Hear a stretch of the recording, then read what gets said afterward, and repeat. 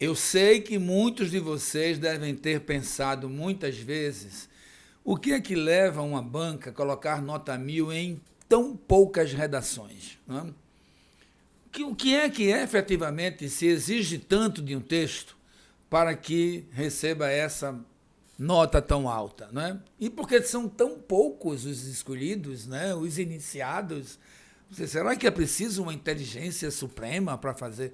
Ora, na verdade é o seguinte, a banca examinadora tem um critério de notas a partir das competências que você já conhece aqui, né? Demonstrar domínio da língua portuguesa, compreender a proposta de intervenção, selecionar, relacionar fatos, opiniões em defesa de um ponto de vista. Isso é fundamental, que você saiba selecionar informações que vão defender, que vão apoiar, que devem estar em consonância, né? Que devem estar coerentes com o seu ponto de vista, tá certo? Também demonstrar conhecimentos linguísticos no emprego dos conectores, né? Para que você possa ter uma maior clareza na transmissão da sua ideia, né? E apresentar uma boa proposta de intervenção. Então, essas são as competências necessárias para que todo mundo já conhece, mas a banca trabalha com isso, tá? A cabeça do examinador está aqui, eu estou vendo aqui a competência 1 dele, a competência tal, e sai tirando os pontos ou não tirando o ponto. Correspondeu à totalidade da competência 1, competência 2, competência 3, tal, 200, 1.000 pontos, né? Bom, nota 1000. Vamos lá, então. O que é que eu poderia fazer também, nesse próximo Enem, para fazer a minha nota 1000? Mas 1000 seria um sonho, né, muito grande. Tá bom, 980. Vamos para 980? Vamos lá, né? 12 passos, então, sugestões nossas para que vocês possam tirar essa excelente nota. Primeiro, apresentar uma boa escrita formal, né? Não vou nem falar da clareza da letra, né? Tem que ser uma letra bem legível, não tem que ser letra bonita, mas letra legível. Agora, quando a gente diz que essas pessoas apresentaram escrita formal, me refiro aos que tiraram nota 1000, é porque eles apresentaram domínio da língua portuguesa formal. Formal. Fugiram da oralidade, dos regionalismos, tá certo? E demonstraram domínio da crase, da acentuação, da ortografia, da pontuação, né, do emprego da vírgula, cuidado com a vírgula, é traiçoeira demais, né, a regência, a concordância, enfim, são conhecimentos que exigem sempre outros conhecimentos, né? Eu vou fazer uma concordância do verbo, tem que saber quem é o sujeito, tá certo?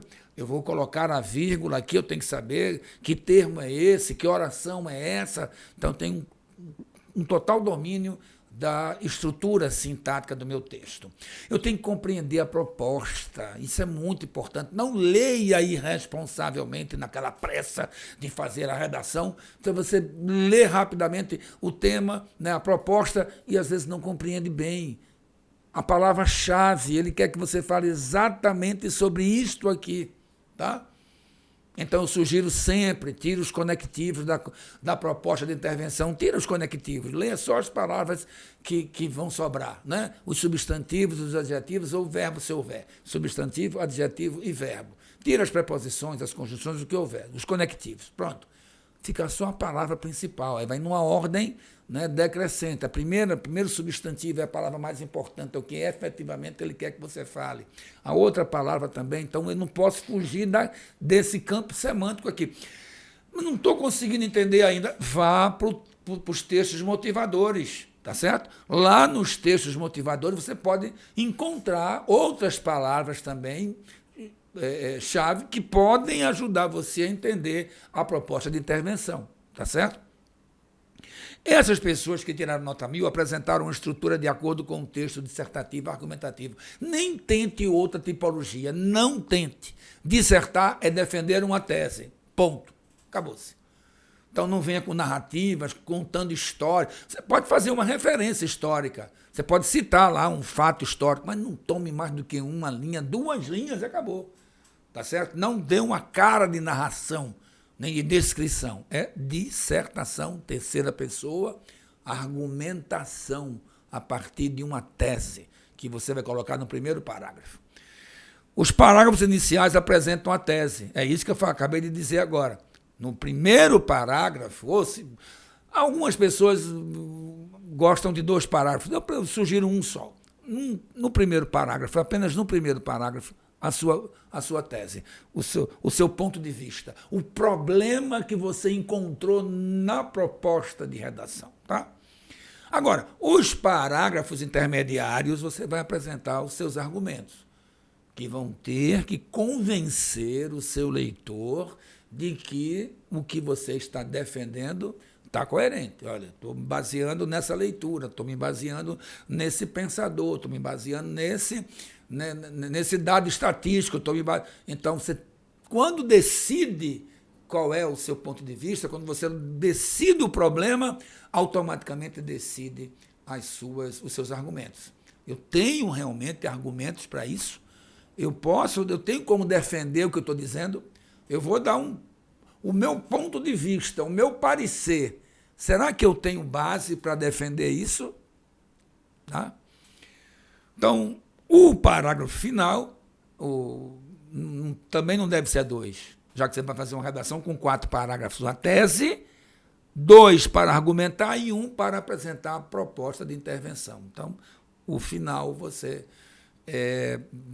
7 linhas, 6 linhas no máximo, é mais do que suficiente para você apresentar a sua proposta de intervenção com quem vai resolver o problema, a ação, como vai resolver, os meios e os efeitos. Pronto, essa sequência lógica aí, você apresentando uma proposta este ano é suficiente, uma proposta.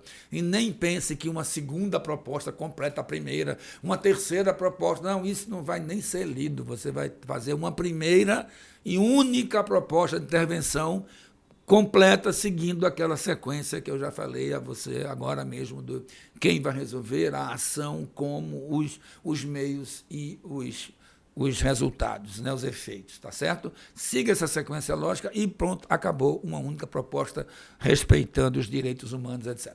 Né? Essas pessoas defenderam muito bem o seu ponto de vista.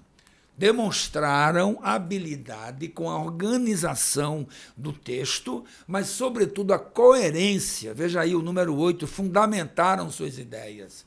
Eu penso isto porque os meus conhecimentos de mundo, as minhas análises críticas dos fatos históricos, as minhas leituras, que não tem que ser de intelectual, de autor famoso, de pensador, dos iluministas, dos existencialistas. Você não precisa estar...